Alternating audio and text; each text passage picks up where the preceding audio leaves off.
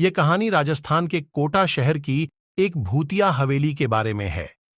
यह हवेली राजा महाराजा के समय में बनाई हुई थी, लेकिन पिछले 18 सालों से इस हवेली में आज तक कोई भी रहने के लिए नहीं आया है।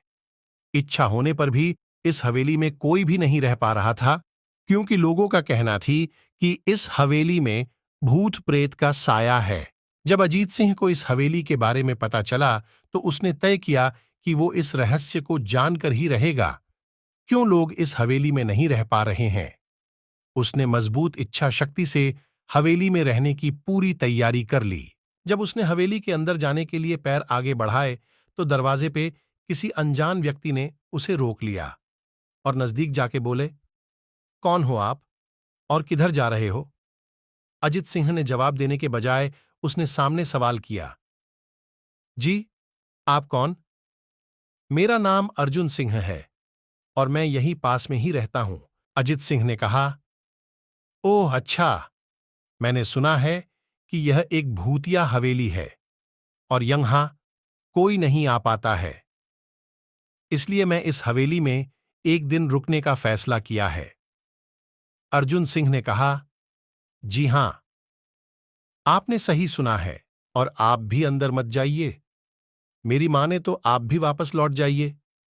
यहां बहुत खतरा है। यह सुनकर अजीत सिंह खुश हो गया, जैसे उन्हें कोई लॉटरी लग गई हो।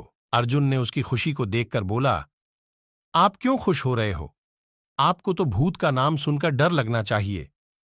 शायद आपको पता नहीं होगा कि मैं भूत प्रेत में काफी दिलचस्पी रखता हूं।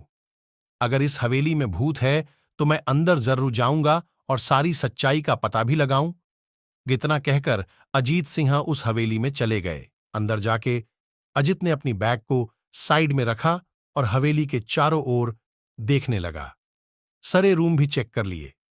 बाद में ड्राइंग रूम में आके सोफे पर बैठ गया। उसने वहां बैठकर दारू के 2-4 पैग भी पिए।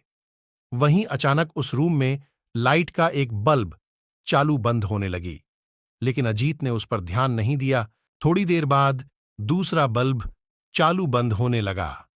फिर तो हवेली की सारे लाइट चालू बंद होने लगी। ये सब देखकर अजीत अपनी जगह पे खड़ा हो गया और संपूर्ण सावचेत हो गया।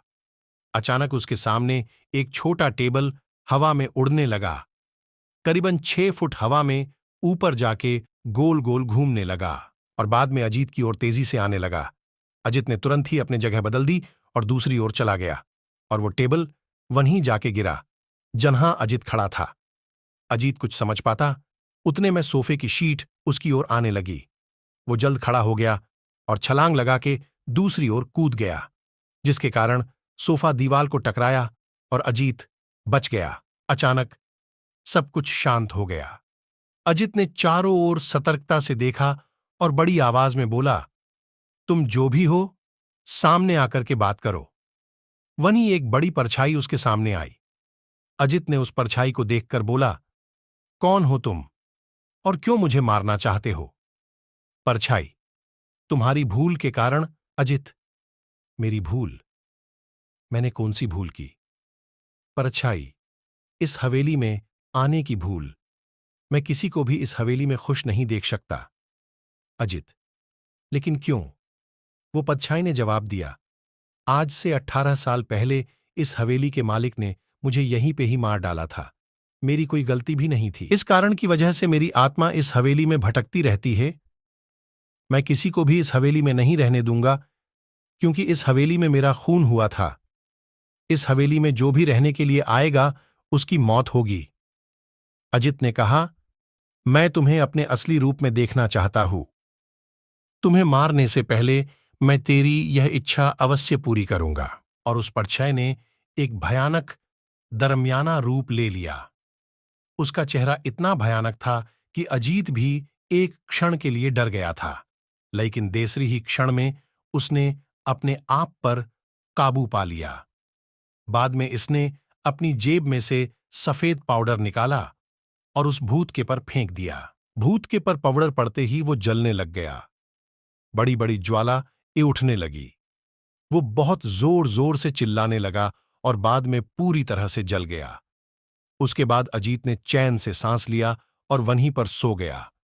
दूसरे दिन सुबह जब अजीत को सही सलामत हवेली से बाहर आते देख अर्जुन को आश्चर्य हुआ।